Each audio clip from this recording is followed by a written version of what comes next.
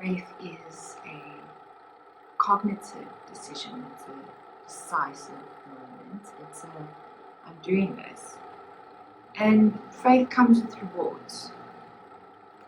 Knowing who you are serving, knowing who you're obedient towards, means knowing that you can trust in miracles. And if you look at Matthew 8 and Matthew 9, you'll see countless times of how Jesus just healed.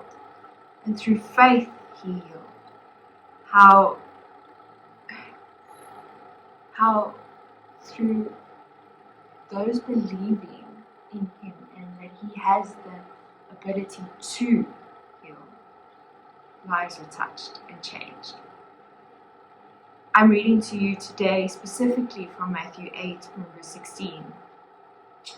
And when evening had come, they brought to him many who were demon-possessed, and he cast out the spirits with the word. And he healed all who were sick, that it might be fulfilled which was spoken by Isaiah the prophet, saying, He himself took our infirmities and bore our sickness. Jesus loves you, and Jesus doesn't want you to have blind faith and not know him. So get to know him, get to know his history, spend time in his word, and allow his love to fill you. And as you go, trust in him. Know that gravity is still going to work, that oxygen is still going to be good for you, that your next breath is one you can give back to him, that with everything in you, you can still love on him and do what he has commanded you to do, and that he is still the God of miracles today. Oftentimes, living here in the beautiful Newcastle, surrounded by the mountains, I think of Matthew 17:20, where Jesus says, faith like a mustard seed is enough to move the mountains. And I think that yes, I can, with faith, say this Woodland Harbour mountain must move. But then what? What is that miracle going to do? And then I think of something small, like driving to work and being late and praying, God help, and all the lights going green. When I stayed in the Vaal Triangle, going to the Vaal Mall, I prayed for a parking and finding one just at the right entrance. Those little moments are still miracles. They're still God working in us. And yet, we take them for granted. I think of my dad being healed of cancer.